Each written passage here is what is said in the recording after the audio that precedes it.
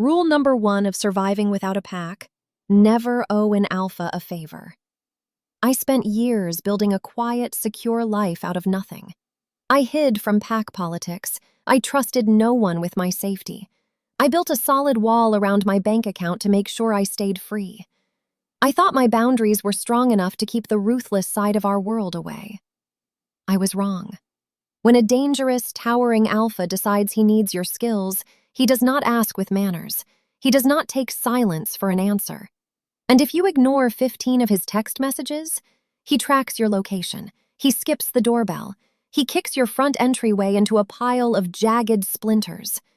But before the wood shattered, before a furious, breathing nightmare stepped into my sanctuary to demand my obedience, it started as a calm, peaceful evening. Chapter 1. Tessa steered her vintage cherry blossom pink convertible along the winding coastal roads of Cresthaven. The sun dipped below the horizon, painting the sky in streaks of violet and burnt orange. The soft cream leather seats offered a welcome comfort after a grueling 12-hour shift at her rare book and artifact shop. She loved this specific evening drive. The steady, reliable hum of the engine brought a rare slice of deep peace to her otherwise loud and demanding world. She prized peace above everything else in her life. Years ago, her former pack leader drained her family inheritance. He took every single coin they owned to cover his own mistakes. That betrayal forged a deep, permanent distrust of authority inside her chest. She worked non-stop since that day to build a fortress of financial security. She wanted to ensure she never had to rely on an alpha's charity ever again. She built her business from the ground up, dealing in high-end historical items, and she took pride in her independence. She parked the pink convertible in her designated spot beneath her apartment complex. She turned off the ignition, gathered her heavy leather tote bag from the passenger seat, and climbed the wooden stairs to her floor. Once she stepped inside her sanctuary, she pushed the heavy front door shut and turned the deadbolt until the metal clicked into place. The familiar, orderly surroundings of her living room grounded her wild thoughts. Tessa walked over and curled her legs up on the plush cushions of her velvet sofa. She hummed a classic jazz tune to keep her lingering stress at bay. From the right pocket of her beige trench coat draped over a nearby chair, she had earlier pulled out a heavy iron shop key attached to a braided leather lanyard. She kept the key resting in her lap, twisting the thick leather cord between her fingers. The repetitive motion helped her unwind from the day's negotiations. On the glass coffee table, her phone screen flashed. The device rattled against the hard surface, interrupting her gentle jazz melody. It was another text message, the 15th one to arrive over the last 3 hours. She leaned forward and picked up the sleek device, staring at the glowing letters on the screen. "Come to the Cresthaven compound right now. Bring your translation tools. I need the translator. This is not a request." The unknown sender demanded her skills with unearned entitlement. Tessa did not recognize the phone number. She refused to answer aggressive demands from strangers who lacked basic manners. She ran a legitimate business. She was not a servant on call waiting for orders. She tapped the side button, muting the alerts, and set the phone face down on the glass. She closed her eyes, planning to enjoy a quiet evening. A sharp, violent crack shattered the quiet apartment. Wood splintered in every direction. The solid wood ripped away from its metal hinges and slammed flat onto the hallway runner. Plaster dust rolled into the air, coating the entryway in a fine white powder. The raw violence made her pulse jump, drumming a rapid warning against her ribs, but she forced her breathing to stay even. She refused to show fear. A man stepped over the ruined frame. He stood tall, his broad shoulders filling the space. Messy dark hair fell over his forehead, casting shadows over his sharp facial features and a stark jawline. A premium platinum wristwatch caught the overhead light as he flexed his bare hands. He wore a dark, tailored shirt that clung to the lean muscle of his chest. His breathing came in fast, jagged rhythms. Werewolves naturally ran hot, and the intense body heat radiating from him warmed her cool living room in mere seconds. "Your phone must be broken," the man said. His voice carried a heady push. It was the distinct, suffocating tone of an alpha command designed to force lower-ranking wolves straight to their knees. It hit the air like a shockwave, a dominant force meant to demand instant obedience. Tessa did not flinch. She stayed right there on the plush fabric. Her Omega nature flared to life, pushing a steady, bright wave of soothing energy into the room to counter his unprovoked aggression. The command slid right off her invisible shield. Does this lunatic believe that destroying a secure entryway is an acceptable way to ask a professional for a favor? She reached forward and picked up the device from the glass table. She tapped the screen, bringing the bright display to life, and held it up for the towering intruder to see the blank notification screen. "My phone works fine," Tessa replied. She kept her tone crisp and polite, radiating a positive but firm energy. "I just put it on silent because someone lacked the courtesy to say please." Chapter 2. The tall intruder froze in his tracks. His piercing amber eyes locked onto her face, tracing the collarbone-length cut of her auburn hair. A profound shift occurred in the ruined entryway. The aggressive tension in the room vanished in a heartbeat. Holden felt the impact deep in his chest, a jolt that stole the breath straight from his lungs. His inner wolf, a gruff and distinct second personality that usually snarled at the world, slammed against his ribs in a sudden frenzy. The beast paced in his mind, clawing at the edges of his control. "Mate," the beast growled in his mind, its voice loud and demanding. "Claim her. Protect her right now." A delicate fragrance hit his heightened senses. It was a crisp blend of spiced apple and chamomile. The unique scent washed over him, scrambling his rational thoughts. He carried the crushing stress of leading the Cresthaven Pack every single day. He spent his life dodging hovering subordinates and managing violent border crises. He expected a stubborn fight when he tracked down the unresponsive translator. He did not expect his soul to recognize its missing half sitting on the cushions. Holden shook his head, trying to clear the thick fog clouding his brain.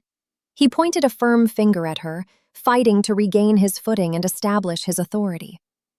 "I am Holden, Alpha of the Cresthaven Pack. You need to come to the compound right now." He layered his voice with another strong Alpha command, putting real effort into the push to see if she would submit. Tessa crossed her arms over her chest. Her Omega aura surged forward again, a brilliant, positive shield that deflected his dominant tone with ease. She did not lower her head. She did not drop her gaze. "I am a private business owner," Tessa said, her voice steady and polite. "I run an antique shop. I have standard operating hours. I am not your servant, and I do not answer to someone who breaks into my home like a feral animal." Holden opened his mouth to deliver a harsh reprimand, but the words died in his throat. Tessa fixed her warm hazel eyes directly on him.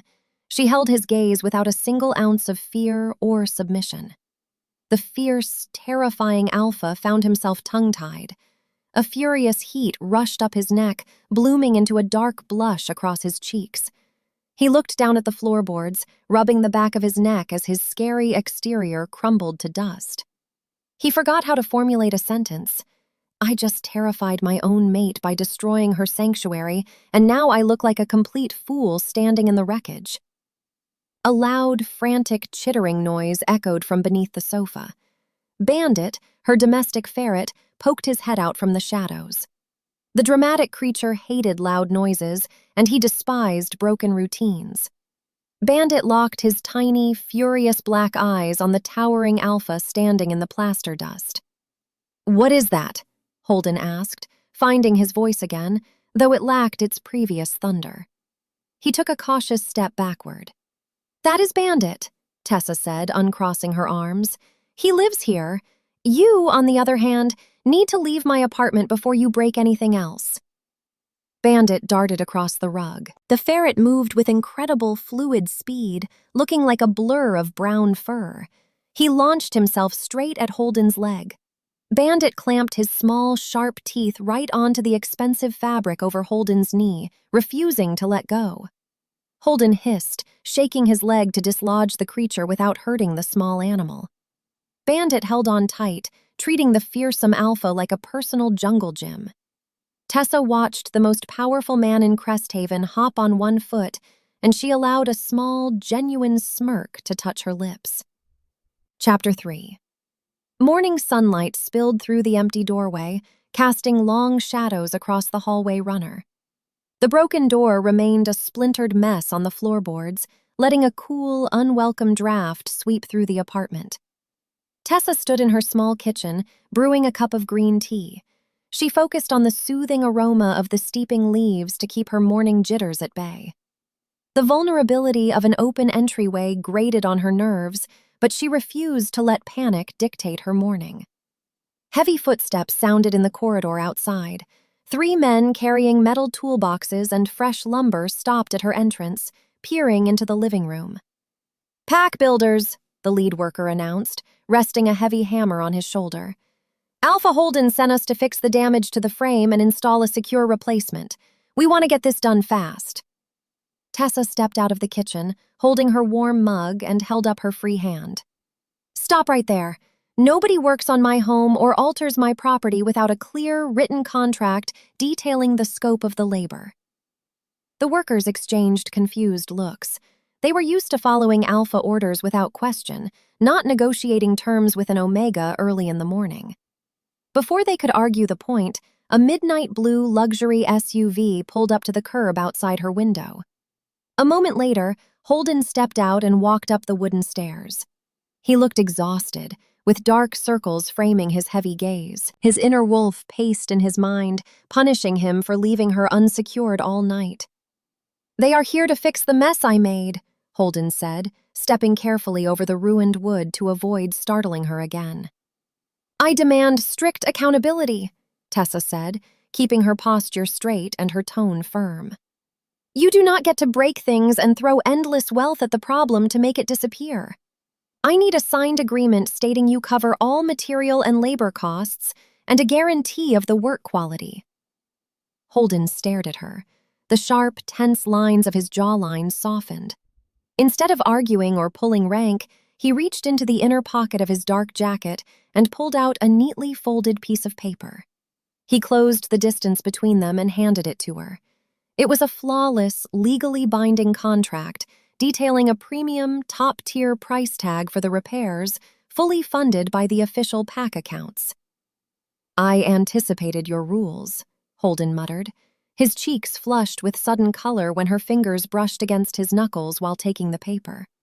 A sharp jolt of static electricity snapped between their skin. "He is actively trying to find an excuse to stay near me, and part of me actually wants him to stay." Tessa reviewed the document line by line. Finding no hidden clauses or tricks, she nodded and signed her name on the bottom line with a black pen from her counter. "The builders may begin." Holden let out a long, relieved breath. He reached into his other pocket and pulled out an ancient, leather-bound pack journal. The cover looked worn, brittle, and crumbling at the edges. "I need this translated," Holden said, his voice dropping to a softer, richer tone. "My healers and enforcers cannot decipher the old text. I heard you are the most accurate historian in the coastal territory." Tessa took the journal. The aged leather felt rough against her skin. "I will read it, but I charge a strict hourly rate for historical translation, and I require a deposit before I begin." Holden smiled. It was a genuine, lively expression that transformed his gloomy, exhausted face. "Send me the bill." Chapter 4. The pack builders worked through the afternoon, their tools echoing down the hallway. By the time the sun dipped low, painting the sky in vibrant shades of violet, a fresh, solid oak door sat flush in the new metal hinges. The broken mess was swept away, leaving no trace of the previous night's violence. Tessa inspected the craftsmanship, running her hand over the smooth wood, satisfied with the result. She closed it and locked the new deadbolt with a satisfying, secure click. She walked over to the nearby chair where she had draped her coat the night before. She reached into the right pocket and pulled out her silver-plated magnifying glass. She carried the tool everywhere, a vital necessity for her delicate antique work. Tessa sat on the sofa and opened the ancient, leather-bound pack journal. She hovered the magnifying glass over the faded, cracking ink. The script featured an old, complex wolf dialect, full of tricky loops, missing vowels, and archaic phrasing. She tapped her foot in a slow rhythm, letting her mind settle into a deep focus as she began decoding the patterns on the page. The early sections detailed mundane territorial borderlines and forgotten herbal magic. As she turned a brittle page, a specific, boldly underlined passage caught her eye. She leaned closer, adjusting the magnifying glass to get a better view. The translation revealed a stark warning. It spoke of a rogue faction gathering in the shadows, waiting for the cover of a blood moon to strike the coastal borders and seize the land. Garrett, the rogue leader. He was planning a coordinated ambush on Cresthaven territory. Her pulse spiked, drumming a fast warning against her ribs. This was not a simple history book or a record of past deeds. It was a present-day threat, a mapped-out strategy from a dangerous enemy. I spent years building a safe, predictable life, and this pack is dragging me right back into the line of fire. A heavy, demanding knock echoed on her newly installed oak door. Tessa stood up, keeping the magnifying glass gripped tight in her right hand. She walked to the entryway and peered through the brass peephole. Two broad-shouldered men stood in the hallway. They wore dark, tactical combat gear and carried themselves with lethal, practiced confidence. Tessa unlocked the deadbolt and opened the door just enough to speak. "Can I help you?" "I am Nash. This is Brody," the taller man said. He offered a respectful, deferential nod, recognizing her Omega status. "Alpha Holden sent us. We are your new security detail." "I did not ask for bodyguards," Tessa said, her eyes narrowing. "The Alpha insists," Brody added, a sly, knowing grin spreading across his face. "He is in a terrible mood worrying about your safety.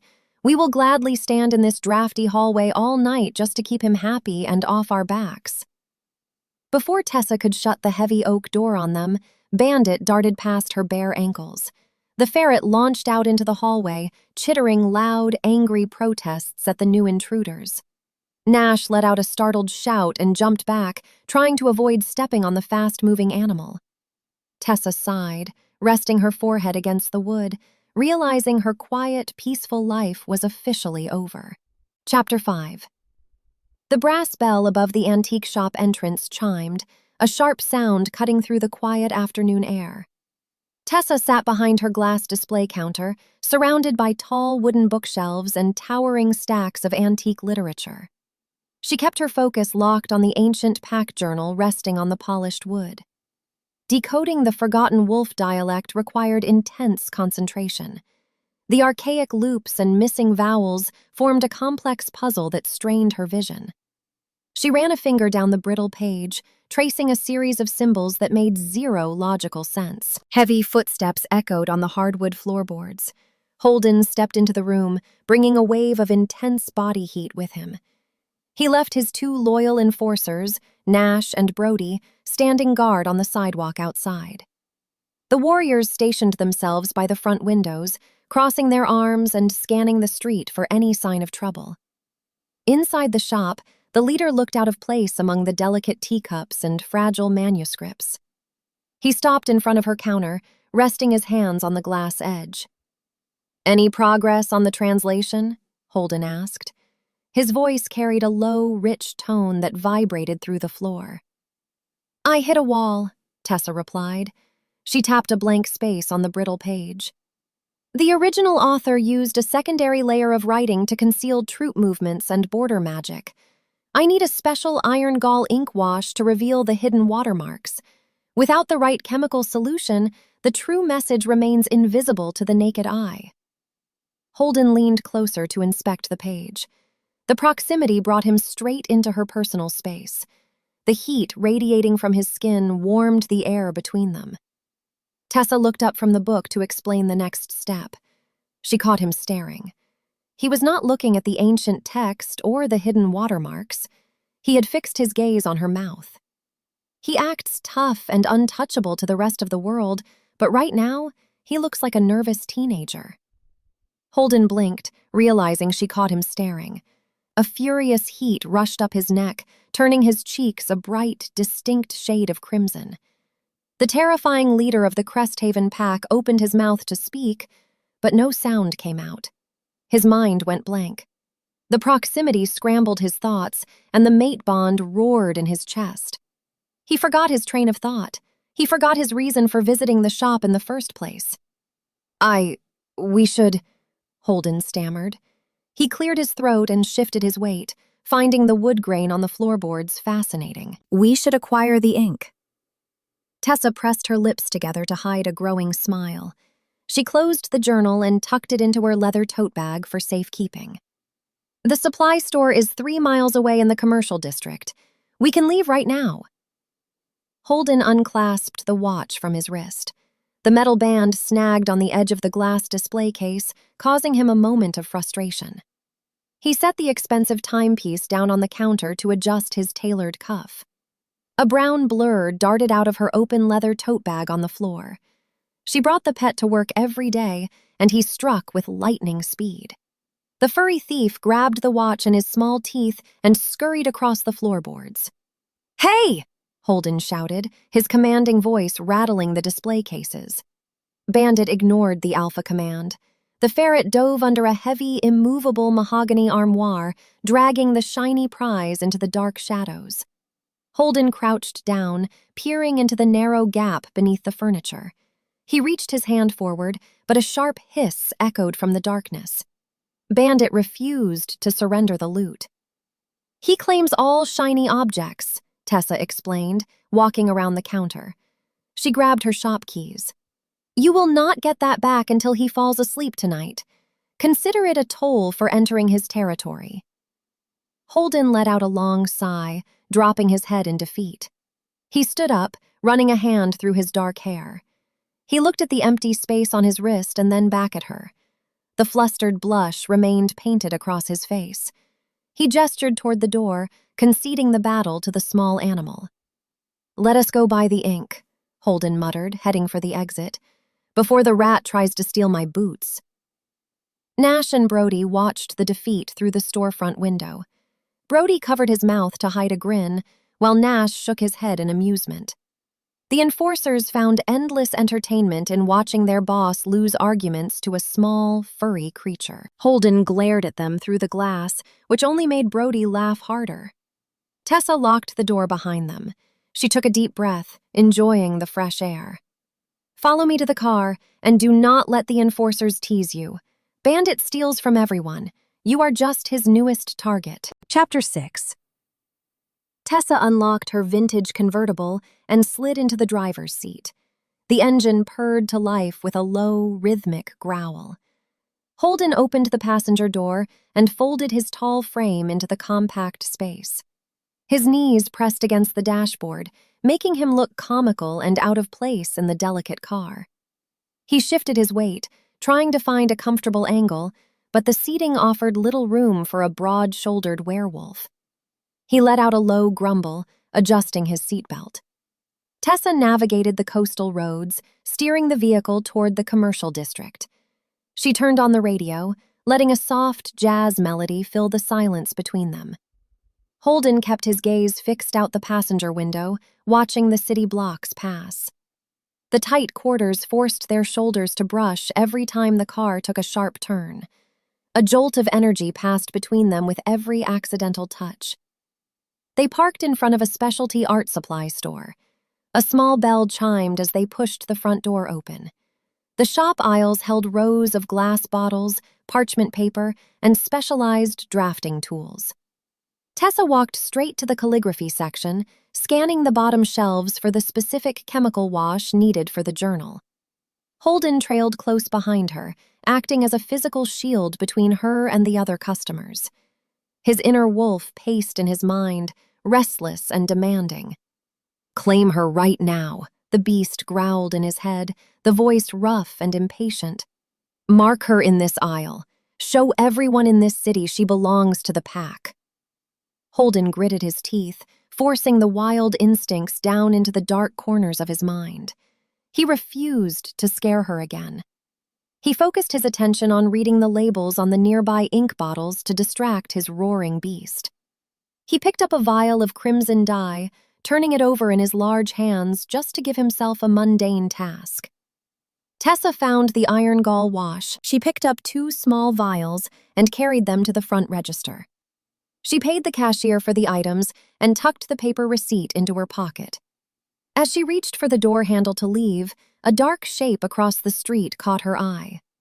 She stopped. Through the glass, she watched a black van idling near a fire hydrant. Across the busy road, parked near a fire hydrant, sat a black van with tinted windows. It had no license plates. The vehicle sat idling, a plume of gray exhaust rising from the tailpipe. A cold shiver ran down her spine. The hair on her arms stood straight up. She recognized the creeping sensation of being hunted. "Holden," Tessa whispered, her voice tight with rising fear. He stepped up beside her, his demeanor shifting in a fraction of a second.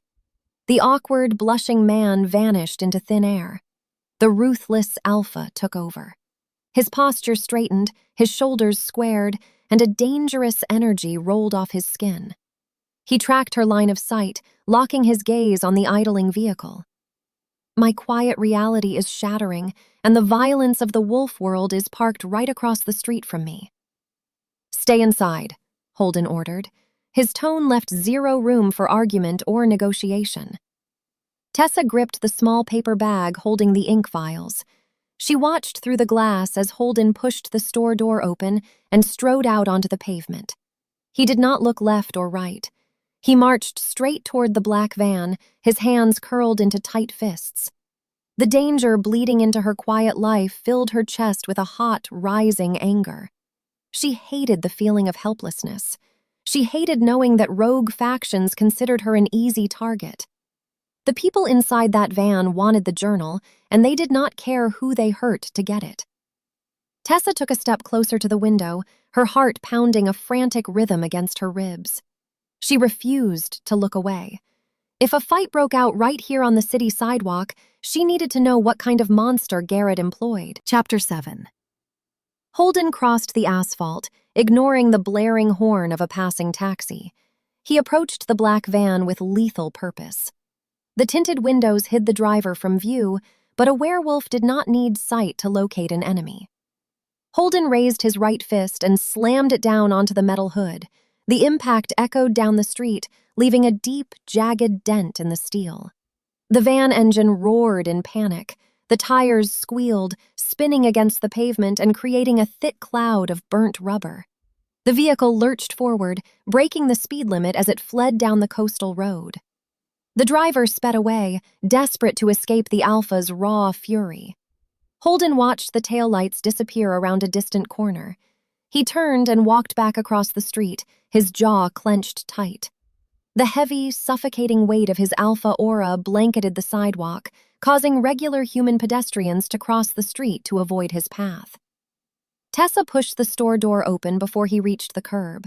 Her hazel eyes blazed with bright anger. She refused to hide in the shadows while danger circled her life. She stepped right into his path, forcing him to stop. "Was that Garrett's scout?" Tessa asked, her voice sharp. "Yes," Holden confirmed. His chest heaved with residual adrenaline. "They tracked us from the compound. They know you possess the journal. You are a target now." "No," Tessa said, raising her hand to stop his words.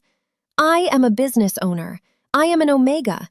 I do not fight in turf wars, and I refuse to be collateral damage in your pack rivalry."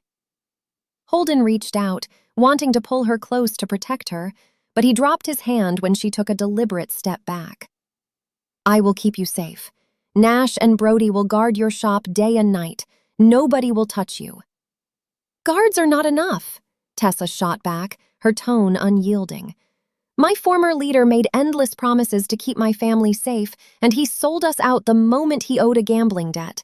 Spoken words mean nothing to me. If I am risking my life to translate this text for you, I demand a binding pack oath." Holden froze. A formal pack oath was a rare, unbreakable vow. Breaking such a promise caused severe physical pain to the wolf who swore it. It was the ultimate display of loyalty, accountability, and honor. Most alphas refused to bind themselves to anyone outside their inner circle. She demands concrete proof of my loyalty, and I will gladly give her everything she asks for. Name your terms, Holden said. His voice dropped to a low, serious register. He did not hesitate. You swear to protect my life, my property, and my business, Tessa stated, her tone firm. You swear that no harm will come to me from your enemies, and you swear that my work will be compensated without deception.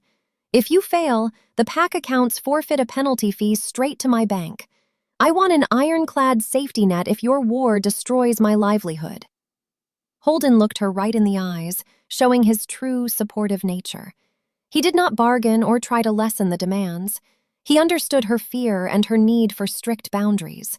He wanted her to trust him, and he knew a blood promise offered the only path forward. I accept the terms, Holden said. We will complete the vow tonight. Let us go back to your shop. It is not safe out here in the open. Tessa nodded, gripping her paper bag tight. They walked back to the convertible in silence, the weight of the upcoming ritual hanging heavy in the cool evening air. Chapter 8. Evening approached, casting long shadows across the interior of the antique shop. Tessa locked the front door and pulled the window shades down, blocking out the street view. The air inside felt thick with anticipation. She cleared a space on her wooden workbench, setting the journal and the new ink vials aside. A local diner delivered roasted chicken and fresh vegetables in cardboard containers. The smell of savory food filled the room, making stomachs rumble. Werewolves burned through huge amounts of food to maintain their strength, and Holden looked ready to devour the entire meal. But before they ate, he stood at the center of the room, motioning for her to join him. Stand in front of me, Holden requested. Tessa stepped forward. Holden took her hands in his.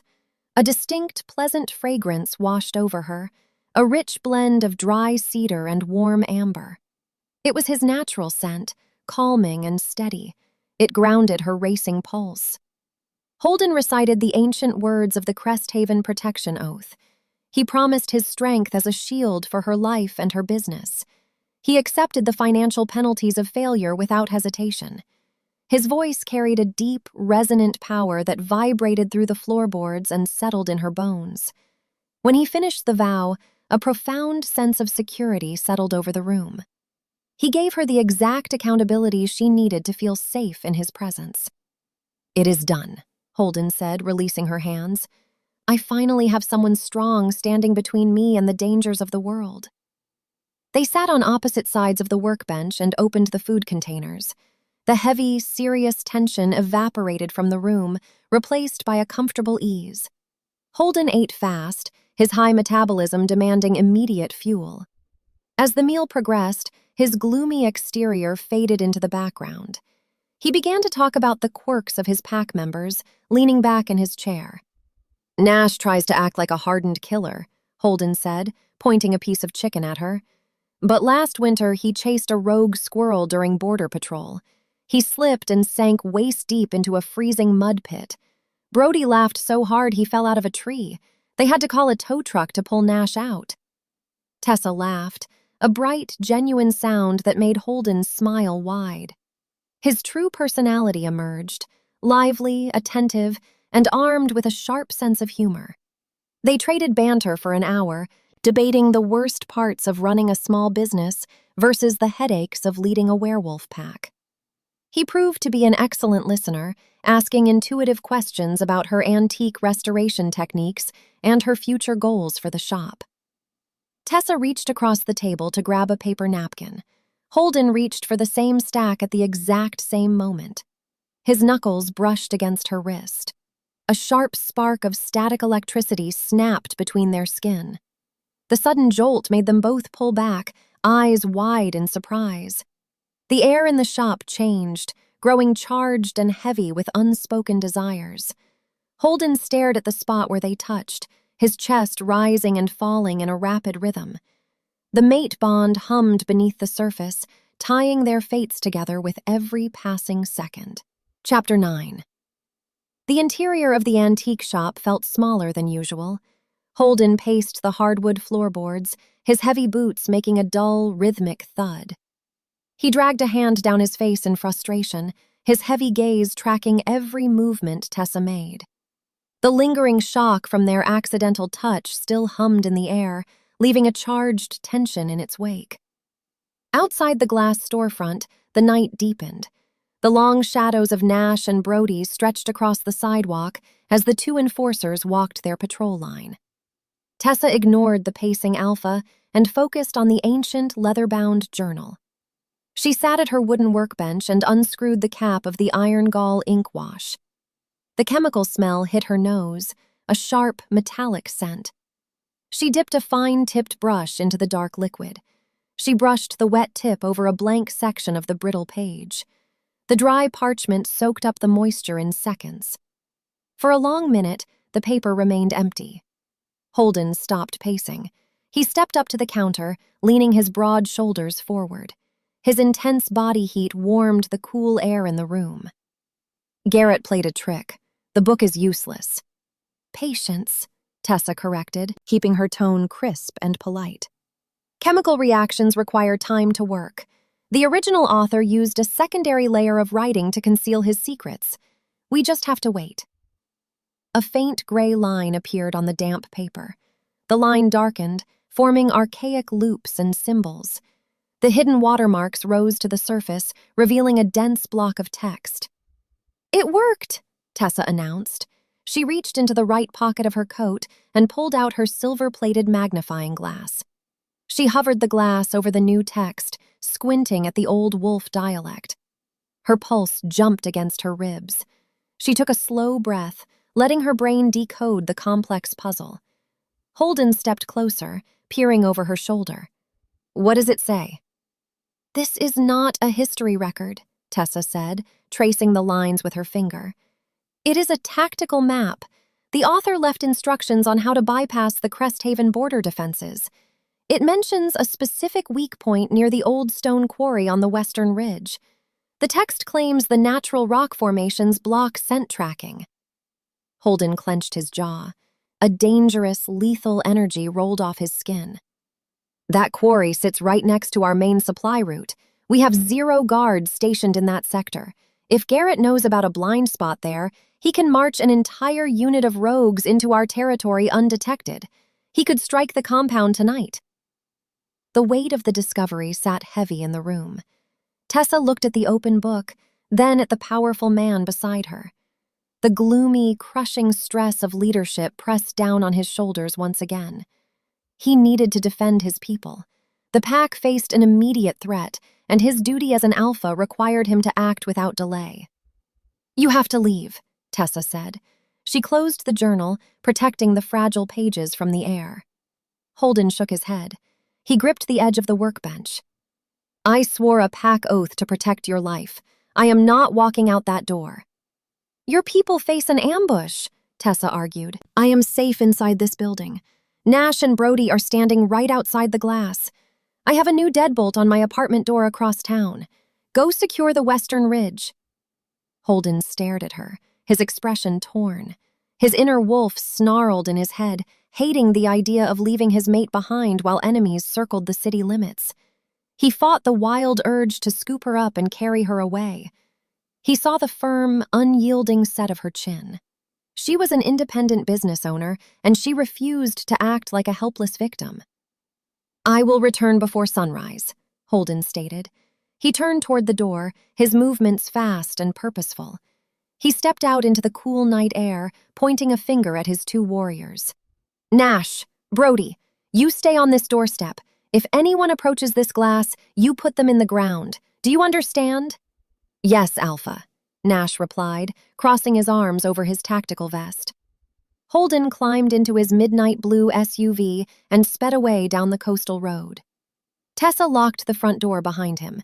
She walked back to her workbench. The silence of the empty shop rang in her ears. "I pushed authority figures away for years, so why does the room feel so cold now that he is gone?" Bandit peeked out from under the mahogany armoire. The demanding pet let out a loud chittering noise, begging for attention. Tessa reached into her tote bag, pulled out a small treat, and tossed it across the floorboards. Bandit snatched the food and darted back into the shadows to guard Holden's stolen platinum watch. Tessa sat down and opened the journal again, determined to find the rest of Garrett's secrets before morning. Chapter 10. The next morning, the antique shop felt like a cage.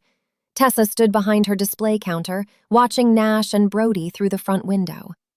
The two warriors stood like stone statues on the sidewalk. They looked out of place in their dark, tactical gear among the casual morning shoppers of Cresthaven. Every time a pedestrian walked too close to the glass, Nash shifted his weight, his hand moving toward his utility belt. It was terrible for business. Customers saw the intimidating guards and kept walking, afraid of whatever trouble required such a lethal presence. By noon, Tessa realized she was out of ferret treats. Bandit spent the entire morning chittering in loud protest. The furry thief ran endless laps around the mahogany armoire. Without his favorite dried salmon flakes, he was becoming a noisy menace. Tessa needed a break from the stressful translation work. She needed fresh air. "I am running to the corner market," Tessa announced, opening the front door and stepping out onto the pavement. Nash immediately stepped into her path, his broad chest blocking the sun. "Alpha gave strict orders, Tessa. You stay inside the secure perimeter. We will bring you whatever supplies you need." "You are elite warriors, not delivery boys," Tessa snapped, her sassy nature flaring up. She crossed her arms. "The market is 2 blocks down the street. I am not sitting in this shop like a prisoner while my pet starves. Stay here and guard the journal. I will be back in 10 minutes. Before Nash could formulate an argument, she slipped past his guard. She walked fast, her boots clicking against the pavement. She enjoyed the bite of the crisp coastal air on her face. The short walk helped clear the archaic wolf dialect from her tired brain. She purchased the salmon flakes, paid the cashier, and headed back toward the shop. She turned into a narrow brick alleyway that served as a shortcut between the commercial avenues. Halfway through the dim passage, the atmosphere changed. The normal sounds of the city, the distant car horns and pedestrian chatter, seemed to fade away. A cold chill hit her spine. The shadows in the alley shifted. She recognized the creeping danger of rogue wolves. 2 men stepped out from behind a row of metal trash bins, blocking her path. They wore grimy leather jackets and had the haggard, hungry look of lone wolves, desperate for a win. They did not possess the steady, calm aura of pack members. "Give us the book, Omega," the lead rogue demanded. His voice sounded like grinding gravel. He pulled a serrated folding knife from his jacket pocket. The steel did not glint in the light. It had a dull, gray finish. Silver. Tessa did not scream. She did not have time to panic. Her pulse hammered a frantic rhythm against her ribs. She refused to surrender to these thugs. She reached into her leather tote bag and yanked out the thick leather lanyard. As the lead rogue lunged forward with the silver blade, Tessa swung the heavy cord with all her strength. The iron shop key acted like a flail. It slammed into the bridge of the man's nose with a sickening crunch. "I am a business owner, and I refuse to let bottom feeders take my hard-earned life away." The rogue howled in pain, dropping the knife. He clutched his face as blood sprayed his dirty jacket. The second rogue hesitated, shocked by the sudden violence from a supposedly docile Omega. Tessa did not wait for him to recover. She spun around and bolted back toward the main street. Her lungs burned as she sprinted away from the alley, racing for the safety of her shop and the protection of the Cresthaven enforcers. Chapter 11. Tessa burst out of the dim alley and onto the bright main sidewalk, nearly colliding with a startled woman carrying a box of pastries. She did not stop running until she saw the familiar tactical vests of Nash and Brody standing outside her shop. "Allie! 2 rogues!" Tessa gasped, pointing back over her shoulder. She struggled to catch her breath, her chest heaving. Brody moved before she finished the sentence. He became a blur of motion, drawing a sidearm from his holster and sprinting toward the shortcut to hunt the attackers down. Nash stayed with her. He gripped her elbow to steady her shaking frame. He looked furious, scanning the surrounding rooftops and doorways for any other hidden threats. 10 minutes later, Brody returned. His face settled into a grim, frustrated mask. They vanished into the storm drains. They were just scouts. They did not want to kill. They wanted to test our response time and see if she carried the book. Tires squealed against the asphalt. The midnight blue SUV screeched to a halt at the curb, parking at a crooked angle. Holden leaped out before the vehicle stopped. He marched toward the sidewalk, his face a pale mask of raw terror. He reached Tessa in 2 long strides, his hands grasping her shoulders. He checked her for injuries, his touch frantic and rushed. "Are you hurt? Did they touch you?" Holden demanded, his voice cracking. His alpha aura surged outward, heavy and suffocating, making the air on the street feel thick and unbreathable. Pedestrians across the road stopped and stared, frozen by the dominant pressure. "I am fine," Tessa insisted. She held up her hand to show him the heavy iron key. "I broke one of their noses. I did not let them near my bag." Holden let out a sound that was half growl, half sob. He pulled her flush against his chest, wrapping his strong arms around her. He ran hot, his intense body heat seeping through her coat and warming her chilled skin. For the first time in years, Tessa did not pull away from an alpha. She leaned into him, letting his strength support her tired legs. She felt the fierce, protective thrum of his heartbeat against her ear. She used her omega nature, pushing a bright wave of calm energy into the space around them. She felt the tight knots of tension in Holden's muscles begin to melt. The suffocating pressure on the street lifted. He stepped back, but he kept a firm grip on her hands. "I am moving you to the compound," Holden stated. This time he did not use his alpha command. He spoke with a desperate plea. "The antique shop is compromised. They know your daily routine. Garrett is not playing games anymore, and I cannot protect you from across the city." Tessa looked back at her shop. She loved the space. She fought tooth and nail for every shelf and every rare book. But she looked at Holden and saw genuine, unfiltered fear in his eyes. He was not trying to control her life. He was terrified of losing her. He honored his oath by dropping everything to check on her.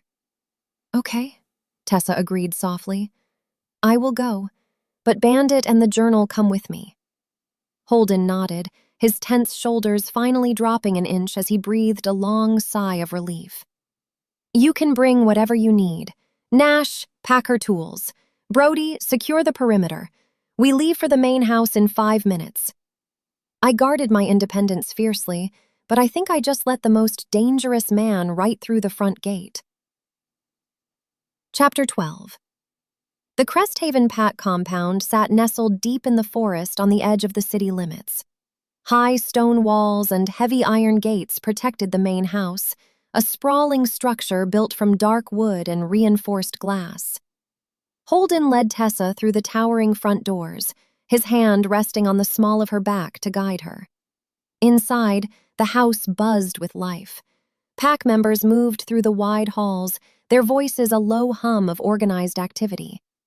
A woman in a crisp white lab coat stepped forward to intercept them. She possessed sharp, intelligent eyes and a no-nonsense posture. "This is Dr. Maeve," Holden introduced. "She is our lead healer." Maeve did not wait for a formal greeting. She reached out, took Tessa's hand, and inspected the red, raw knuckles where Tessa had scraped them against the rough brick wall during her escape.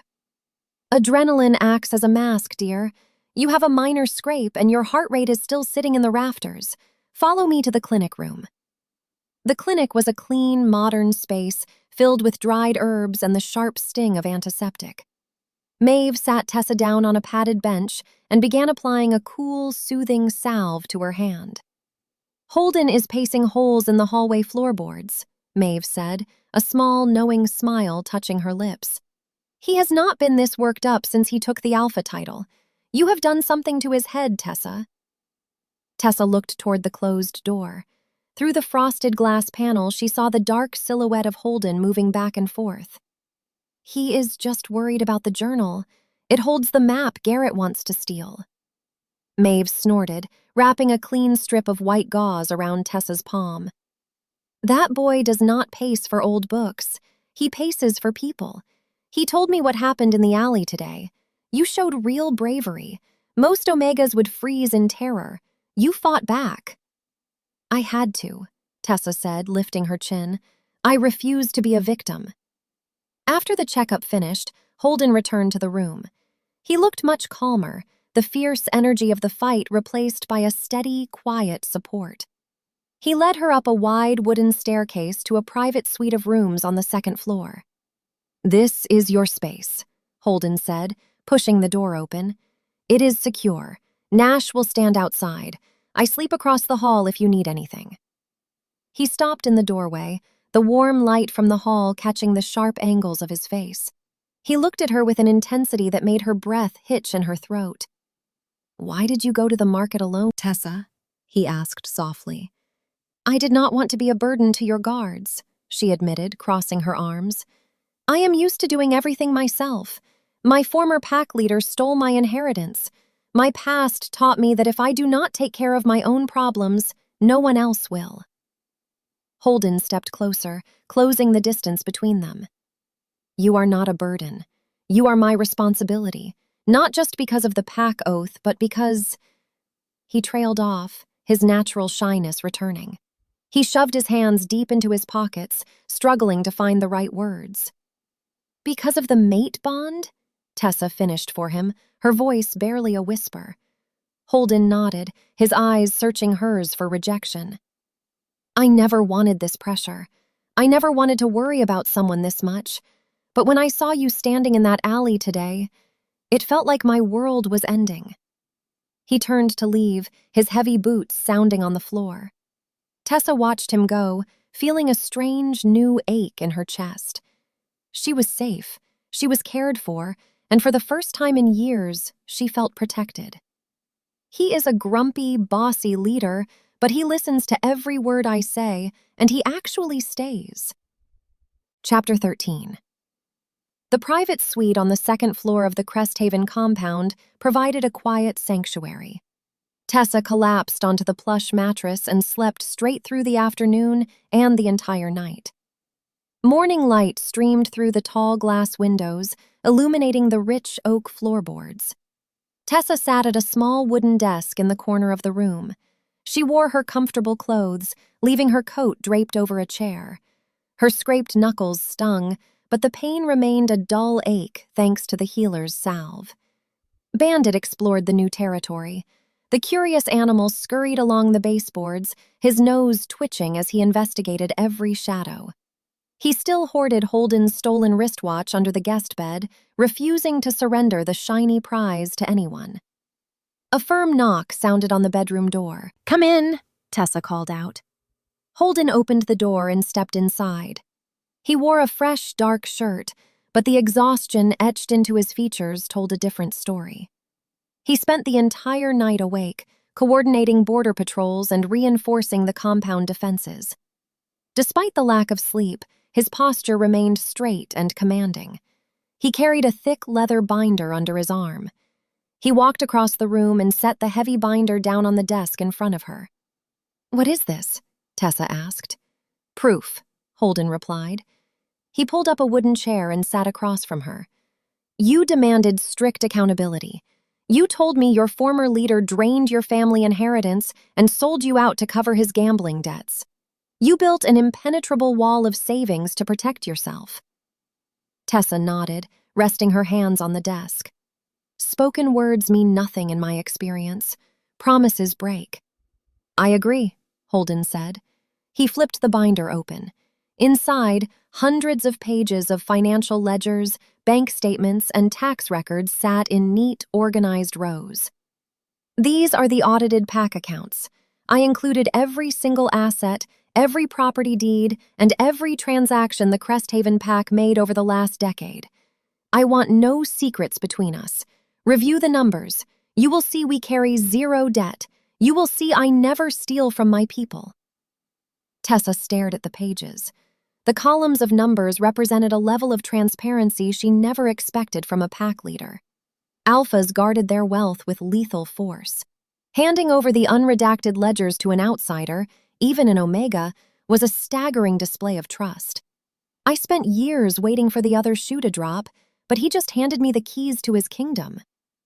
She reached into her tote bag and pulled out her silver-plated magnifying glass. She held it over a specific line item, scrutinizing a real estate transaction from 3 years prior. The numbers aligned without error. She checked a secondary ledger tracking the enforcer payroll. Every warrior received fair, competitive compensation. Holden did not exploit his workers. He funded legitimate shipping and construction businesses to keep his pack thriving. Bandit hopped onto the desk. The ferret spotted a shiny metal paperclip holding a stack of receipts together. He clamped his teeth down on the clip and tried to pull it free. Tessa scooped the animal up before he could shred the financial records. She set him back on the floor with a stern look. Holden watched her handle the pet. A genuine smile broke through his gloomy demeanor. He likes to test boundaries. He requires constant supervision, Tessa corrected, placing the magnifying glass back on the desk. She closed the thick binder. The accounts are flawless, Holden. You run a healthy economy. I am glad you approve, he said, his voice rich and steady. He leaned forward, resting his elbows on his knees. The mate bond tied our lives together, but I want your trust. I want you to feel safe here. If Garrett destroys your antique shop, the pack will rebuild it. We have the resources, and we have the honor to see it through. Tessa looked up from the ledgers. The fierce, untouchable alpha sat before her, offering his heart and his livelihood without a single condition. The tension in her chest loosened. She reached across the desk, her fingers brushing against his forearm. He did not flinch. He stayed right there, a solid anchor in her chaotic world. A loud, urgent pounding echoed on the door. Holden straightened in his chair. Enter!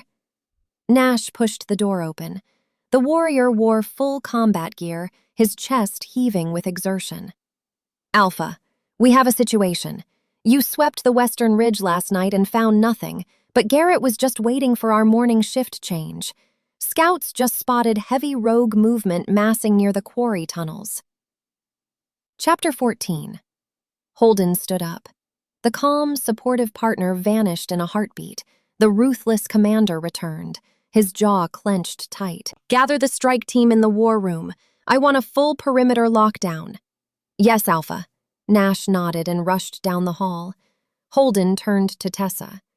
Stay in this suite. Keep the door locked. Before she could formulate an argument, he strode out of the room, his boots echoing on the stairs. Tessa stood alone in the quiet space. She refused to hide while the pack prepared for war. The ancient leather-bound journal still held secrets, and she possessed the skills to find them. She gathered her tote bag, dropping the iron gall ink wash and her magnifying glass inside. Bandit darted out from under the bed with the shiny watch clamped in his teeth, scrambled up her leg, and dove into the canvas bag to hide among her tools. Tessa stepped out into the hallway. The compound buzzed with frantic energy. Pack warriors rushed past her, carrying tactical equipment and securing the window shutters. She navigated the crowded corridors, heading toward the main communal kitchen to find a cup of tea before tackling the translation work. The kitchen was a sprawling room with stainless steel counters and industrial appliances. Several Omegas worked in a hurried frenzy, preparing travel rations for the fighters.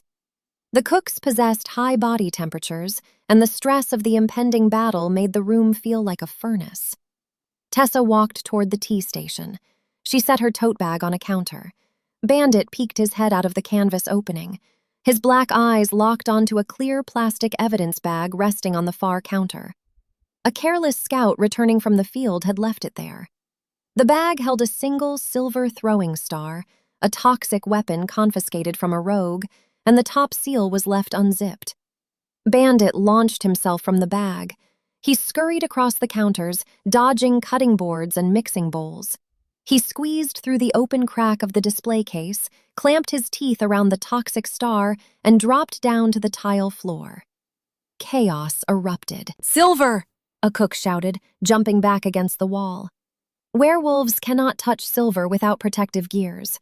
The raw metal burned their skin on contact and left thick, permanent scars. The Omegas scattered, pressing themselves into the corners of the kitchen to avoid the contaminated object. Bandit trotted in circles, confused by the sudden panic. He chittered, showing off his new prize. This dramatic creature will test the limits of my patience. Tessa sighed. She walked to the cooking station and grabbed a pair of heavy silicone baking tongs to act as a barrier. She approached the center of the kitchen and knelt on the floor. "Bandit, drop it!" The ferret hissed, refusing to surrender the shiny loot. Tessa reached out, ignoring his protests, and snatched the star using the silicone tongs.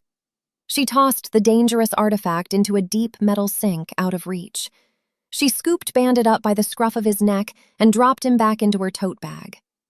Tessa pushed a bright wave of soothing energy into the kitchen. The suffocating fear began to dissipate. The cooks lowered their shoulders, drawing deep breaths of the herbal air. "Apologies," Tessa told the trembling kitchen staff. She grabbed her bag and exited the room, heading straight for the war room. Chapter 15. Tessa walked down the corridor and pushed the heavy oak doors of the war room open. The space operated as a hub of intense activity. A topographical map covered the central table. Holden stood at the head, pointing at the western ridge. Nash, Brody, and several other enforcers crowded around him, their faces grim. Dr. Maeve stood near the back wall, observing the tactical debate. She spotted Tessa and walked over. The healer did not ask for permission. She grabbed Tessa's hand and inspected the scraped knuckles from the alley fight. "The tissue is knitting together," Maeve declared, her voice clinical and precise. "Keep it clean. No more brawling with rogues in dirty alleys." "I make no promises," Tessa replied, pulling her hand back. Maeve frowned, lowering her voice. "Garrett is escalating. Our border guards captured and interrogated one of the scouts from the city. The rogue confessed. Garrett does not just want Cresthaven land, he wants Omegas for a dark ritual." Tessa felt a cold chill run down her spine. The rogue faction believed sacrificing innocent wolves would grant them the ancient magic detailed in the journal. Before Tessa could process the grim news, the war room doors slammed open. A border sentry rushed inside. He carried a torn piece of canvas. Blood stained the fabric, spelling out a crude, violent message. "Alpha," the sentry panted. "We found this nailed to the front gates. They shot it over the wall with a crossbow." Holden took the canvas. He read the bloody letters, his jaw tightening into a hard line. He threw the fabric onto the map. The message challenged the Cresthaven Pack to a direct fight at a derelict lumber yard on the eastern border. Holden's inner wolf roared for vengeance. He slammed his fist onto the table. "Garrett wants a war. We will give him one. Nash, gather the assault units. We strike the eastern lumber yard in 10 minutes. Tessa looked at the bloody canvas, then down at her tote bag containing the journal. The pieces did not fit together.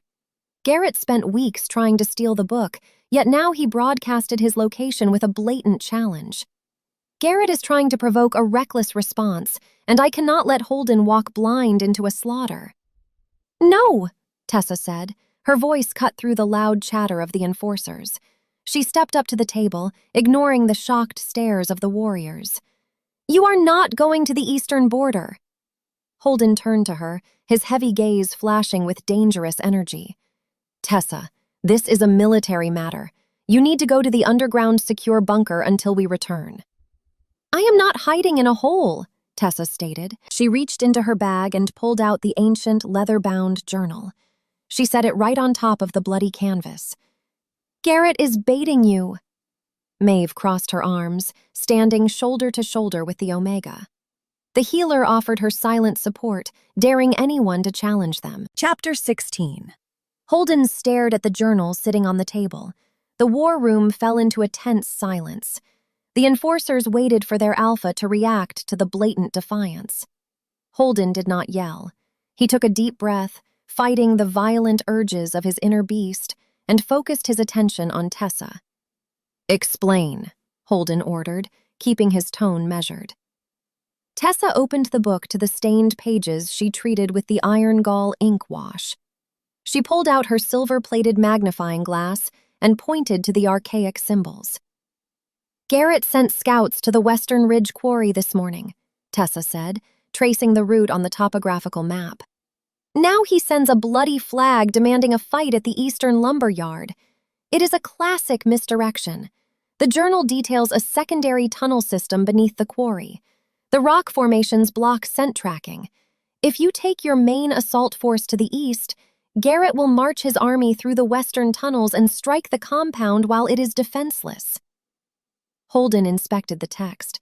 He recognized the old wolf dialect. The puzzle pieces clicked into place.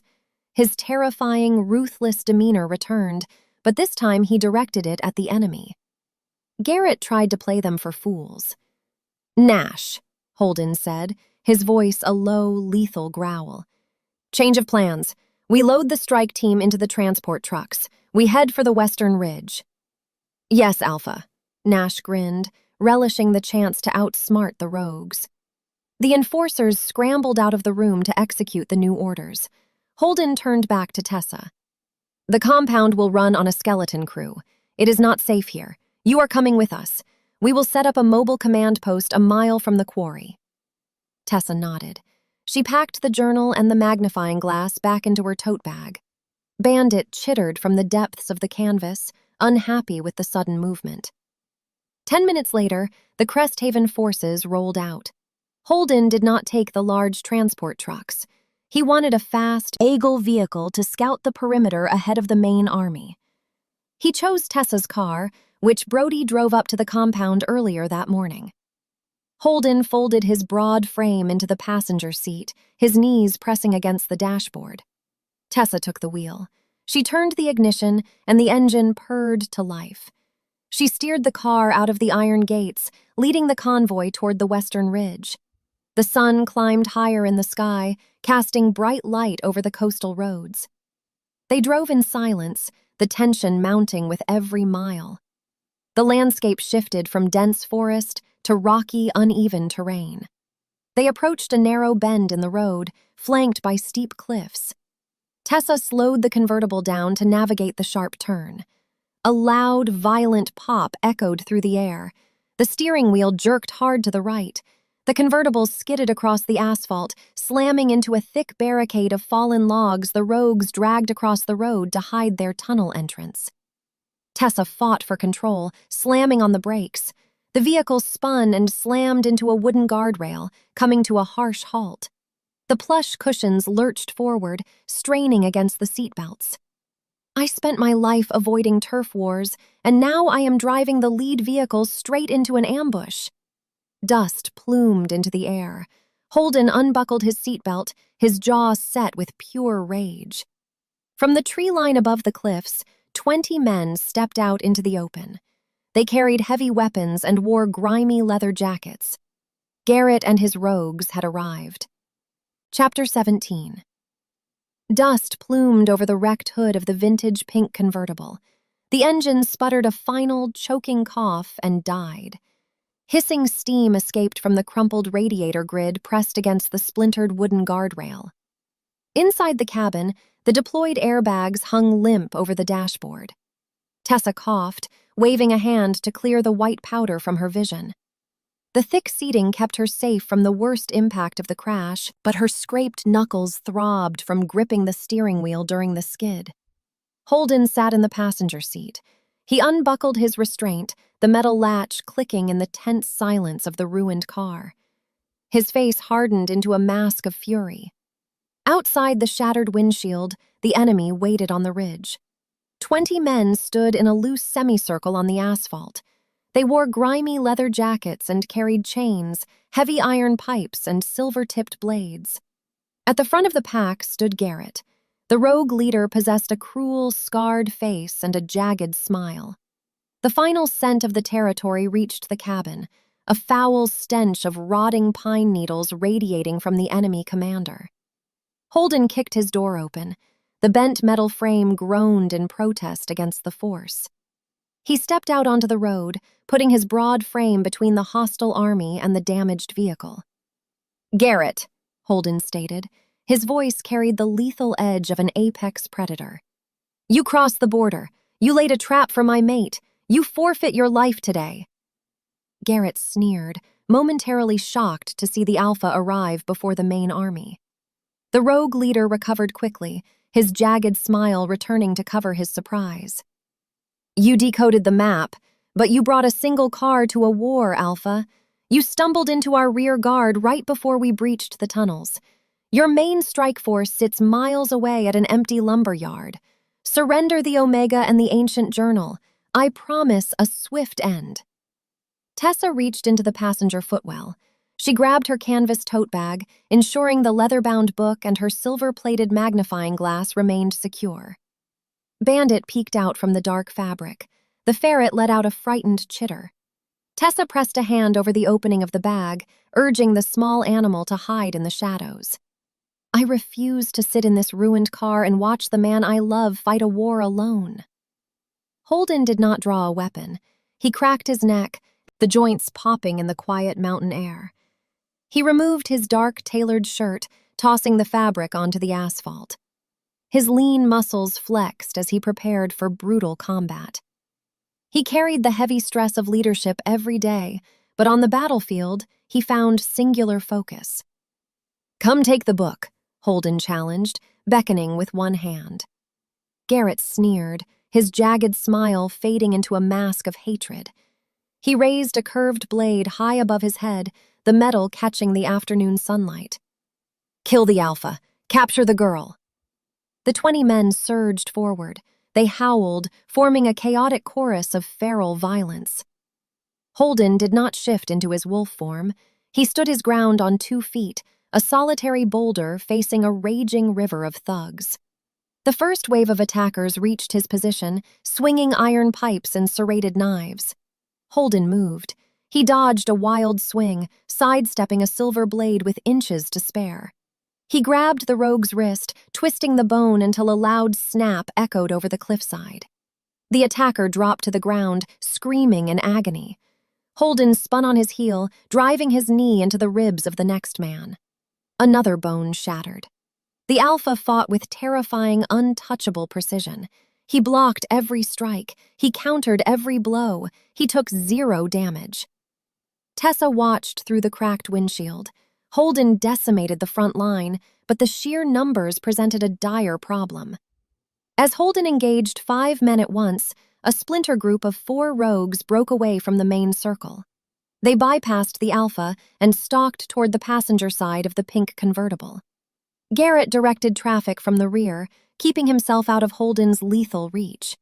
He pointed a dirty finger at the wrecked vehicle. "Drag her out of the cabin! Break the windows!" Tessa unbuckled her seatbelt. She set her tote bag on the floorboards, making sure Bandit stayed hidden beneath the heavy iron key. She opened the driver's side door and stepped out onto the scattered bark and splintered wood of the barricade. The coastal wind whipped around her face. She possessed no weapons. She held no combat training. She ran a rare bookshop. But she carried the blood of wolves. The men rushed toward the car, their silver blades glinting under the afternoon sun.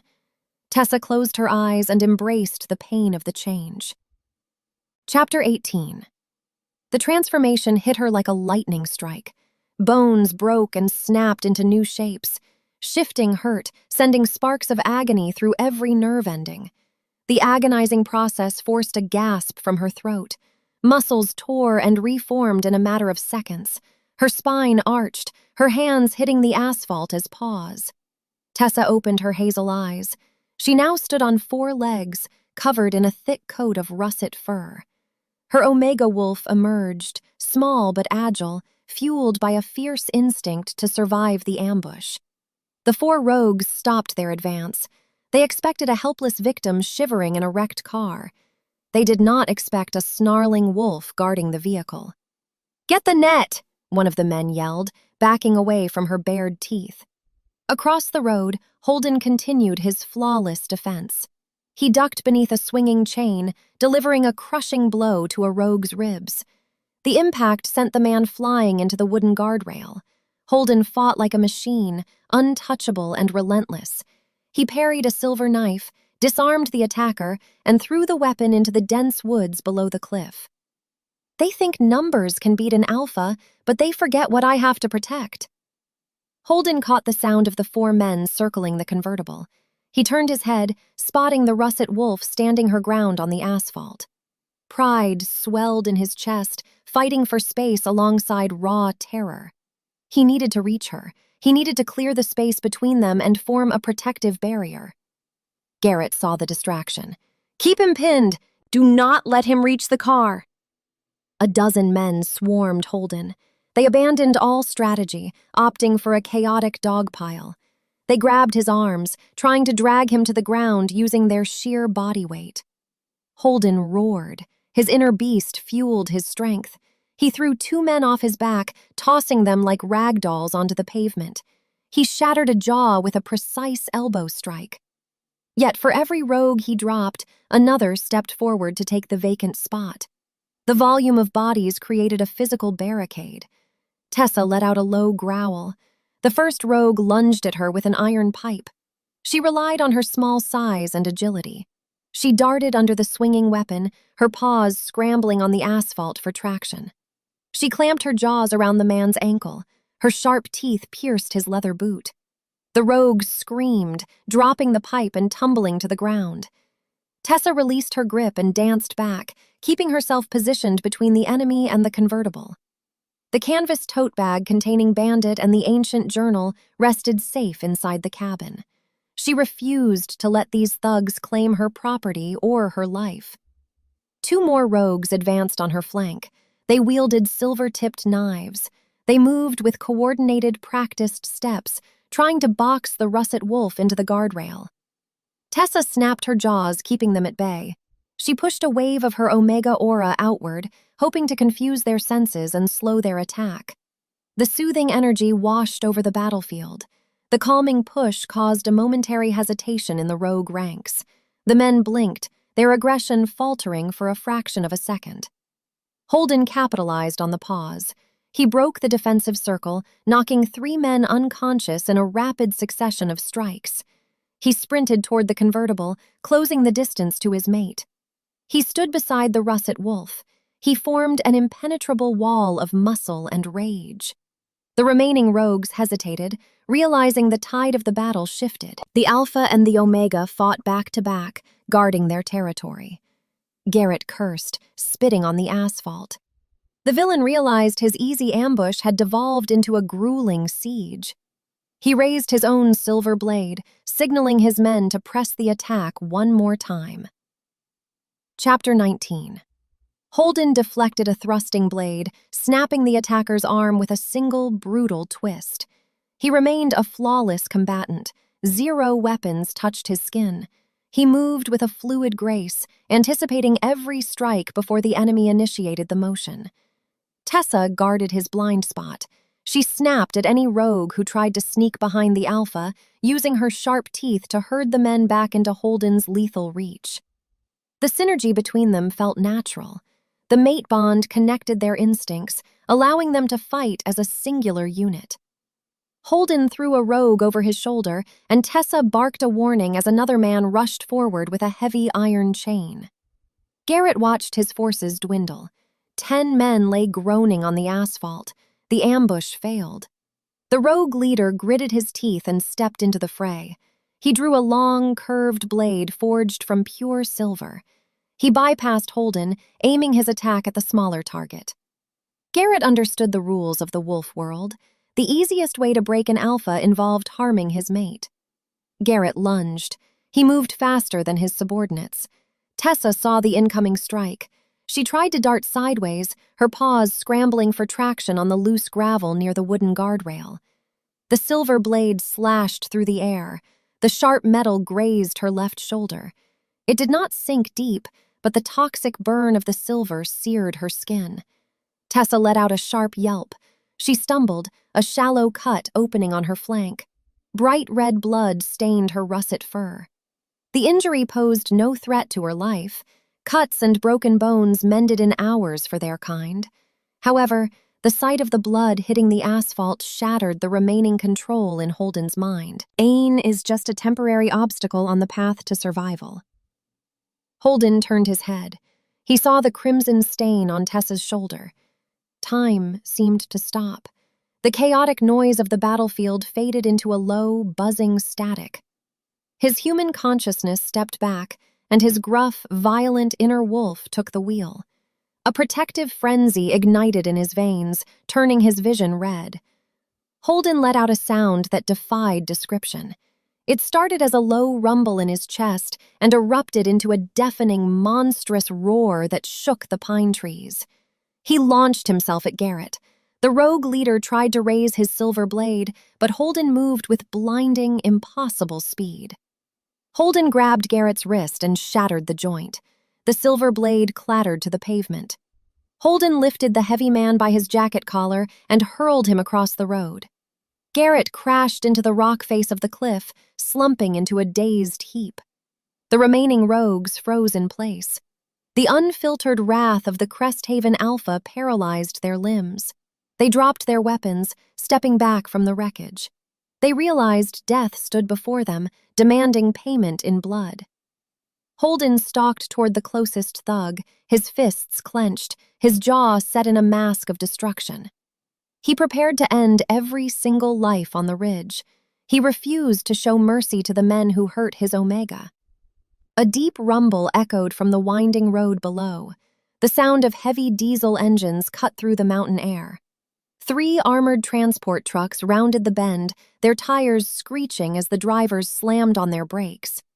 The Cresthaven enforcers arrived. The cavalry poured out of the truck beds, a disciplined army of trained warriors ready for war. Nash and Brody led the charge, holding their weapons high. The tide of the battle turned in an instant. Chapter 20. Nash and Brody rushed into the fray. The 2 enforcers took one look at the battlefield and sprang into action. They tackled the fleeing rogues, wrestling them to the pavement.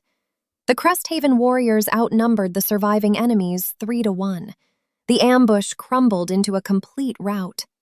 Iron chains and silver knives clattered to the ground as Garrett's men surrendered, lacking the courage to face an organized military unit. Brody secured zip ties around the wrists of the defeated thugs. Nash jogged over to the cliff face, hauling a semi-conscious Garrett to his feet. The villain offered no resistance, his arm hanging limp at his side. The threat to the western ridge evaporated into the mountain air. Holden ignored the arriving army. He ignored Garrett. He dropped to his knees on the rough asphalt beside the russet wolf. Tessa shifted back into her human form. The transition brought another wave of agonizing, bone-snapping pain. She collapsed onto the road, gasping for breath. Her clothes lay in ruined shreds on the asphalt. Holden grabbed his discarded shirt from the road. Before draping the fabric over her trembling shoulders, he ripped one of the sleeves right off the seam. A shallow, bleeding cut marred her skin. The silver burn stung, but the wound remained minor. He pressed the detached fabric against her shoulder to staunch the bleeding. His large hands shook. The fierce, untouchable commander looked fragile as he tended to the small injury. "I will burn the rest of the world to ash before I let anyone hurt her again." "I am fine," Tessa said, forcing a calm tone. She reached up with her good arm, resting her palm against his cheek. "The silver just burned the surface layer. It will heal by sunset." "I should have kept you at the compound," Holden rasped, his voice thick with guilt. "I let him strike you."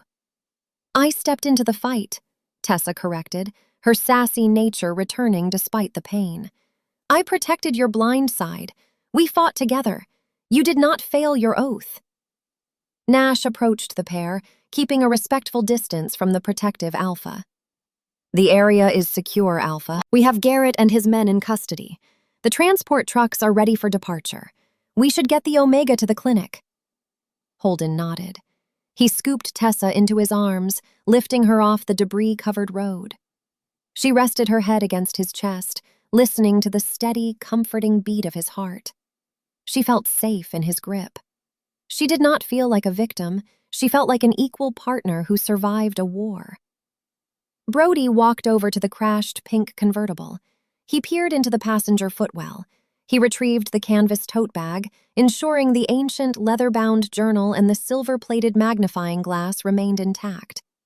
A small, furious, chittering noise echoed from the bottom of the bag. Bandit poked his head out, glaring at the enforcer. The ferret refused to let go of the shiny platinum watch clamped in his teeth. "I have her supplies," Brody announced, holding the bag at arm's length to avoid the snapping ferret. The pet survived the crash.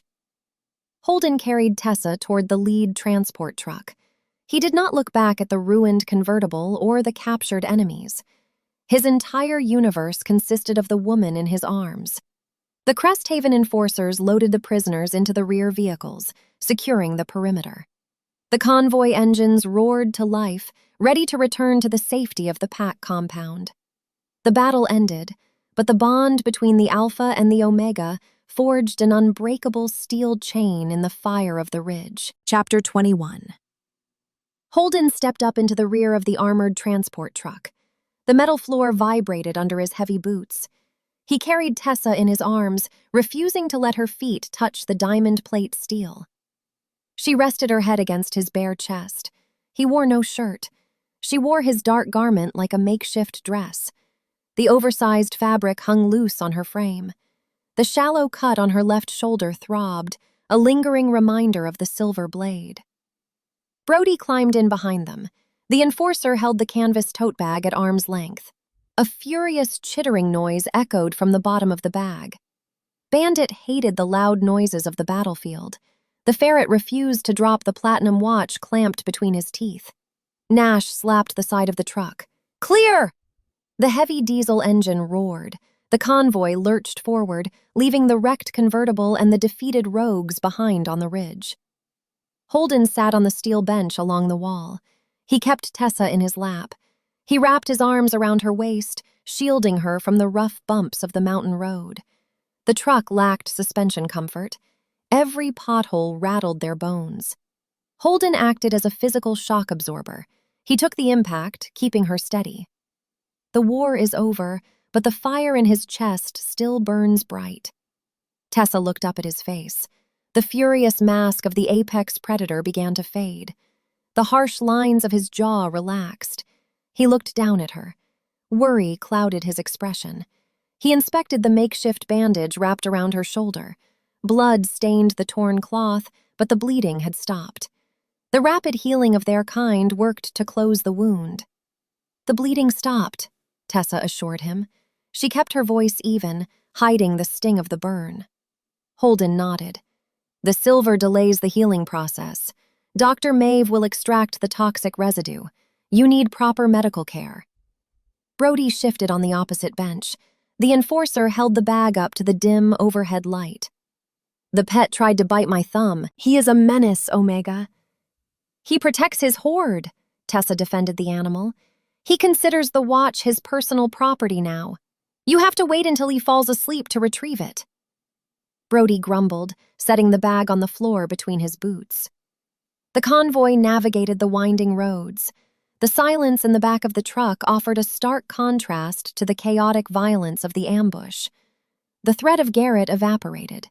The rogue leader sat in chains in a separate vehicle, heading toward the underground cells of Cresthaven. Tessa glanced at Brody. "What happens to the car? The convertible is totaled." Brody leaned back against the metal wall. "A salvage team will clear the ridge before sunrise. We cannot leave a wrecked vehicle on the border. Human authorities ask too many questions." "My insurance will not cover a werewolf ambush," Tessa stated. She felt a pang of loss for the vintage car. She spent years saving for that specific vehicle. It represented her hard-earned independence. Holden tightened his grip on her waist. "I swore a pack oath. I promised to protect your property and compensate your losses. The pack accounts will purchase a replacement. Name the make and model. It arrives tomorrow." "I want a written contract for the replacement," Tessa demanded. Her sassy nature surfaced, pushing back against the pain in her shoulder. "I do not accept verbal promises." Brody choked back a laugh. He disguised the sound as a cough, turning his head away from the alpha. No one made demands of Holden, let alone after a brutal combat victory. Holden did not show anger. A genuine smile touched the corners of his mouth. "You will have a signed contract on your desk by morning, with a notary seal if you require it." Tessa rested her head against his bare collarbone. "A simple signature works." The banter distracted her from the throbbing pain. The truck swayed as it navigated the final stretch of coastal highway. The transition from the rugged mountain terrain to the paved city limits smoothed the ride. Holden mapped out the next steps in his mind. He needed Garrett locked in the deepest cell. He needed the border secured. Most of all, he needed Tessa healed. The convoy passed through the iron gates of the Cresthaven compound. The sprawling structure of dark wood and glass welcomed them. Pack members gathered in the courtyard. They lined the driveway, standing in silent respect for the returning fighters. The truck halted. Nash threw the rear doors open. Holden stepped out into the courtyard, ignoring the assembled crowd. He carried Tessa with purposeful strides, bypassing the main hall and heading straight for the medical wing. His duty as a commander paused. His duty to his mate took priority. Chapter 22. Holden pushed through the double doors of the clinic. The sterile, modern room offered a stark contrast to the rugged wilderness. Bright fluorescent lights illuminated the white tile floor. Glass cabinets lined the walls, filled with medical supplies and herbal remedies. Dr. Maeve stood ready. The lead healer directed Holden to a padded examination table in the center of the room. "Set her down," Maeve ordered. Her voice carried the authority of a medical professional. "And step back. You are hovering." Holden placed Tessa on the paper-lined table. He did not step back. He stood glued to her side, his bare chest rising and falling with anxious breaths. He refused to leave her unguarded. "I dismantled an entire rogue army, yet a tiny medical room makes my hands shake." Maeve sighed, stepping closer to the examination table. She gently pulled the blood-soaked makeshift bandage away from Tessa's shoulder. The ruined fabric fell to the floor. The healer inspected the shallow cut. The edges of the wound looked angry and red, irritated by the silver exposure. "The metal burned the top layer of skin," Maeve diagnosed. She turned to a stainless steel tray and picked up a pair of tweezers. She grabbed a cotton swab soaked in a dark green herbal paste. "The silver halts the natural healing factor. This paste neutralizes the toxin. It will sting." Tessa gripped the edge of the padded table. "Do it!" Maeve applied the green paste to the open cut. A sharp, searing pain shot down Tessa's arm. She gasped, her fingernails digging into the vinyl padding. Holden reacted in a flash. He grabbed her uninjured hand, intertwining their fingers. He offered his strength, absorbing her distress through the mate bond. The searing pain faded after a few seconds, replaced by a cool, numbing sensation. "The toxin is neutralized," Maeve announced. She wiped the excess paste away and covered the shoulder with a clean white gauze pad. She taped the edges down. "The skin will knit together by tomorrow. The scraped knuckles are healed. You are cleared, Tessa." The clinic doors opened. Brody walked in, carrying the canvas tote bag. He set the bag on an empty chair and took a step back. Bandit poked his head out of the canvas opening. The bold little predator scanned the bright room. He spotted the glass medical cabinets. He dropped the platinum watch inside the bag and scrambled out, intent on exploring the new environment. Holden reached into the tote bag and retrieved his stolen property. He inspected the metal band. Tiny teeth marks marred the expensive platinum links. He strapped the damaged watch back onto his wrist with a resigned sigh. "Garrett is in the underground holding cells," Brody reported, turning his attention to the Alpha. "Nash secured the heavy chains. The rogue leader requested a healer. His wrist is in pieces." Maeve scoffed, crossing her arms. "He can wait. I treat pack members first. Thieves and murderers sit at the bottom of my priority list." Garrett faces a tribunal tomorrow, Holden stated. The ruthless commander returned to his voice. He brought weapons to our border. He laid a trap for an Omega. The council will sentence him to exile or worse. The rogue threat is finished. Tessa looked at her bandaged shoulder. The adrenaline of the ambush wore off, leaving a deep, crushing exhaustion in its wake. The physical toll of shifting into her wolf form drained her energy reserves. She slumped forward, her chin resting against her chest. Holden caught her before she could tip over. He wrapped a supportive arm around her waist. You need sleep. The adrenaline crash is hitting you.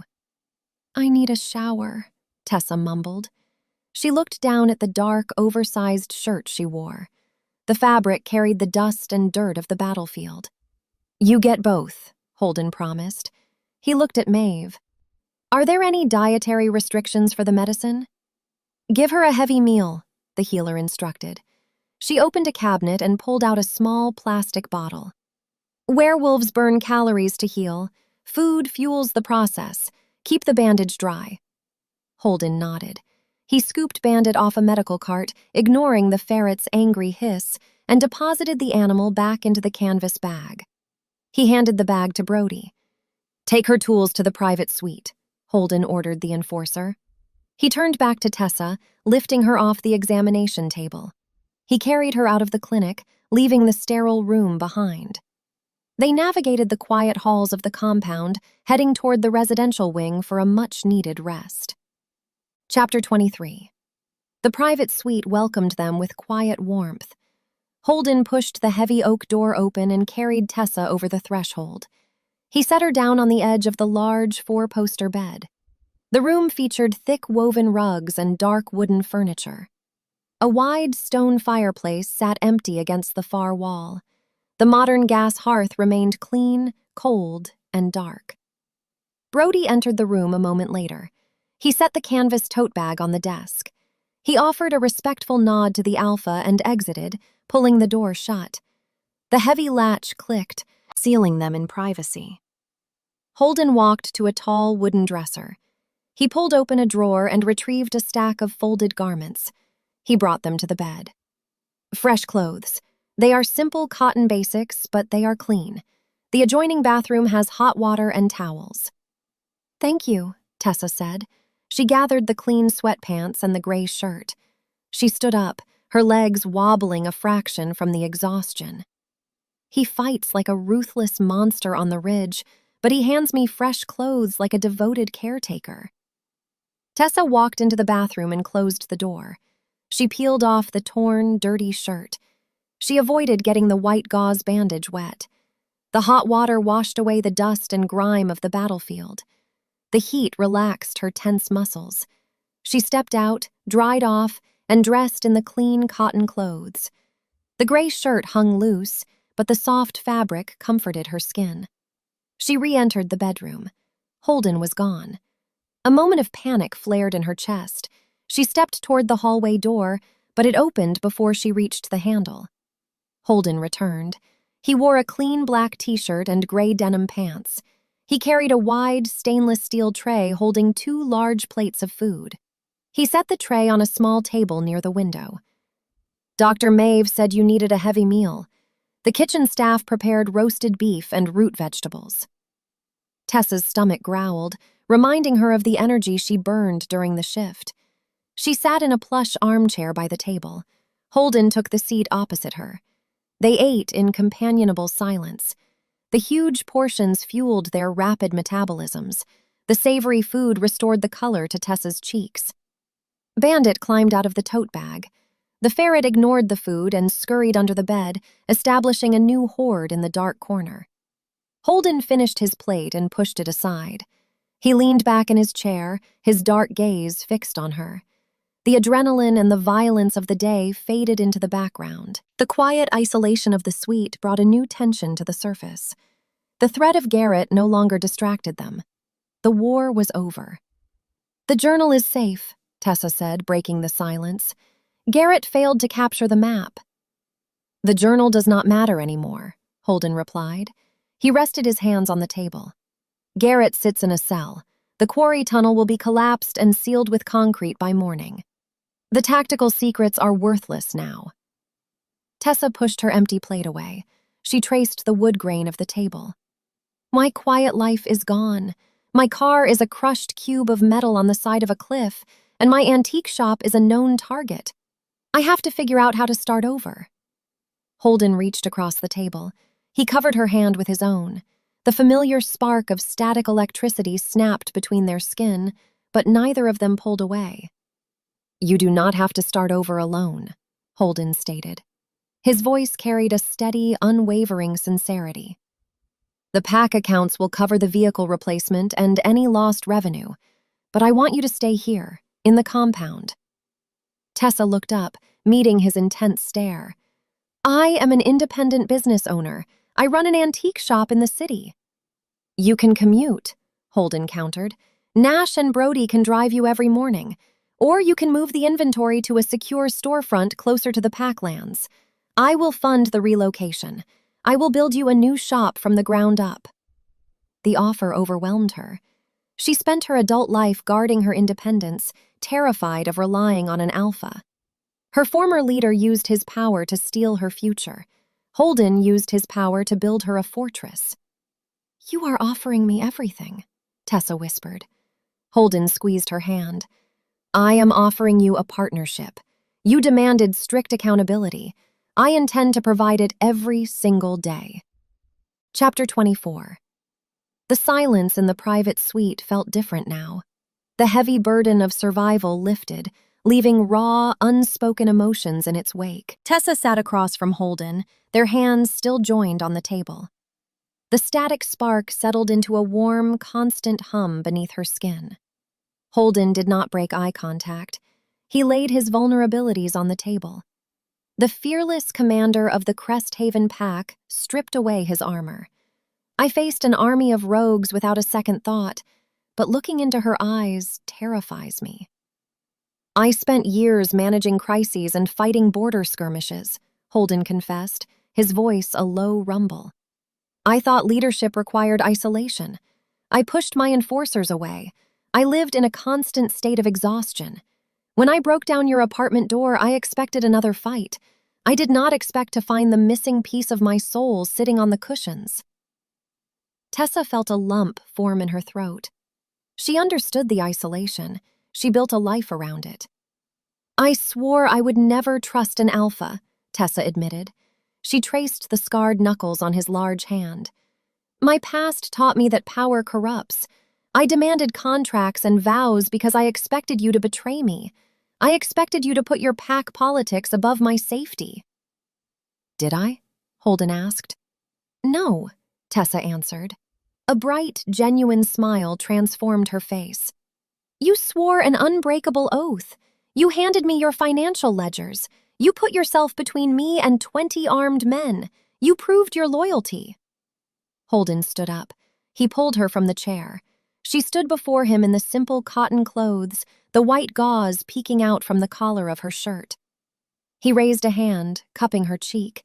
His thumb brushed along her jawline. The physical contact sent a jolt of energy straight to her core. The mate bond is not a contract, Holden said, his voice a whisper. It is a choice. I choose you, Tessa. I want you by my side. I want to share the burden of leadership. Your Omega aura brings light into my gloomy world. You calm my inner beast. I need you. Tessa leaned into his touch. She felt the steady, reliable beat of his heart. She no longer needed to hoard every penny to protect herself from the world. She found a true partner. I choose you too, Tessa replied. Holden lowered his head. He captured her lips in a kiss. The contact ignited a wildfire of emotion. The mate bond snapped into place, sealing their connection with unwavering certainty. The kiss was not rough or demanding. It was a promise of mutual respect and shared strength. Tessa wrapped her arms around his neck, burying her fingers in his hair. The pain in her shoulder faded into nothing. The stress of the ambush vanished. She felt anchored. Holden pulled back, resting his forehead against hers. They shared a quiet breath in the dim light of the suite. A loud crash echoed from the corner of the room. Holden and Tessa snapped their heads toward the sound. Bandit stood on the wooden desk. The dramatic ferret had knocked a heavy brass lamp onto the floorboards. The animal chittered in triumph, dragging the shiny metal piece toward his hoard under the bed. Holden let out a rich, genuine laugh. The sound filled the room, erasing the last traces of his irritable exterior. "We need to buy a vault for that rat." "He is part of the package," Tessa teased, a sassy spark in her gaze. "You promised to protect my property. That includes my pet." Holden pulled her close again, resting his chin on the top of her head. "I will buy him a mountain of shiny gold spoons if it makes you happy. You own this pack now, Omega." Tessa smiled against his chest. The war was won, the enemy was locked away, and the future stretched out before them. She brought light to his darkness, and he provided the unshakable foundation she always craved. The Cresthaven Pack had a new leader, and her name was Tessa. The end.